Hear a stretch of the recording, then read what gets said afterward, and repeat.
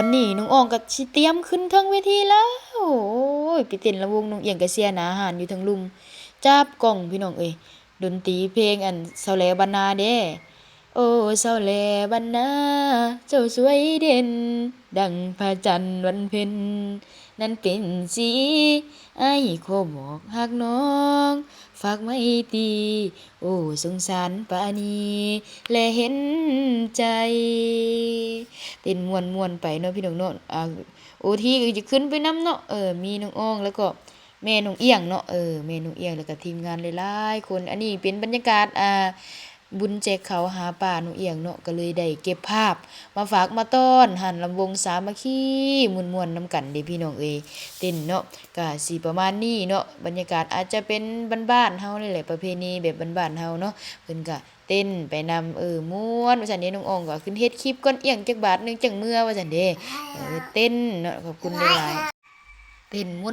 วนๆไปเนาะหันลำวงก็ประมาณนี้แหละพี่น้องเอาอันไม้เนาะเฮ็ดแล้วก็ตีนรถไถนาน้องอ้องม่วนอย่างเดียวเลยตอนนี้เนาะพี่น้องเนาะม่วนอย่างเดียวเลยน้องเอียงก็ขออนุญาตพากย์เอาเนาะบ่ได้ใส่เสียงเพลงเพราะว่าย้านเนาะพี่น้องเนาะเอาจังใดก็ม่วนๆนำกันเด้อน้องอ้องว่าเอาม่วนน้องเอียงเสียหน้าหานอยู่ทั้งรุมพี่แหละเนาะถ่ายคลิปให้น้องอ้องแล้วก็ถ่ายคลิปให้น้องเอียงด้วยเนาะก็เอาบรรยากาศมาฝากมาต้อนตอนนี้น้องอ้องสิบ่ไหวแล้วนะสิได้แก้เสือซะแล้วอ้องว่าแม่น้องเอียงจับกล้องกับโทรศัพท์2เครื่องพี่น้องเอ้ยนี่แม่น้องเอียงเนาะเสือสีจะมิดนี่แหละเนาะปิ้นหลังมาใส่นี่น่ะยืนเฮียงกับน้องอ้องนี่แหละเนาะน้องอ้องก็ว่าเอ้าจักสิถ่ายให้น้องอ้องเนี่ยจักสิถ่ายให้น้องเอียงแน่พี่น้องเอ้ยก็เลยแบบว่าภาพมันบ่ชัดเจนหรือว่าผิดพลาดประการใดขอโทษขออภัยนำหลายๆเนาะแต่ก็เอาบรรยากาศแบบม่วนๆบ้านเฮามาฝากมาต้อน FC เด้เป็นจังใดพี่น้องมิ้นมาเด้อบ้านทุกคนม่วนแบบนี้อยู่บ่เนาะก็พอดีว่ามันก็สิฮอดสงกรานต์แน่เนาะก็เลยไปเก็บภาพบรรยากาศอยู่หั่นเวทีมาฝากมาต้อนเด้น้องอองก็เต้นอย่างเดียวขึ้นมาเด้อเอียงขึ้นมาว่าซั่นเด้น้องเอียงก็ว่าเอ้าจัดการไปเลยเดี๋ยวค่อยสิถ่ายเดี๋ยวค่อยสิอยู่ลุมถ่ายคลิปให้ว่าซั่นเด้น้องเอียงก็ เป็นคนจับกล้องนี่เนาะมักม่วนเด้ซั่นน่ะน้องอองก็แบบโอ้คืออยากได้ภาพมาฝากมาต้อนเนาะเพลงก็ม่วนๆเพลงเสาแหลบ้านนาพุ่นน่ะพี่น้องแม่น้องเอียงเนาะตัวนี้แม่น้องเอียง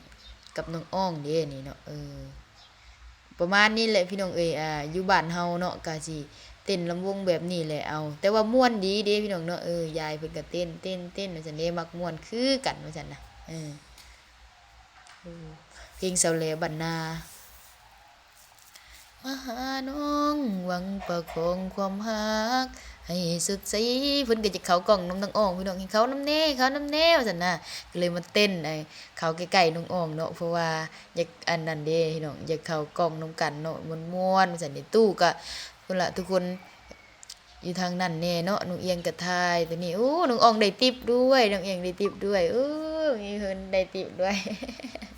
น้องอองกันเต้นว่าซั่นเด้น้องอองได้ติปก็ได้เนาะเพิ่นสิแจกติปน้องอองน้องข้ามขึ้นไปเต้นนั่นนะตาฮักหั้นนะเพิ่นก็เว้าว่าเอาเดี๋ยวลุงเอาอันเงินให้ไปซื้ออันนั้นขนมว่าซั่นเด้น้องอองก็เต้นอย่างม่วนซื่นเลยเนาะได้ติปจากเพิ่นผู้ใหญ่ใจดีโอ้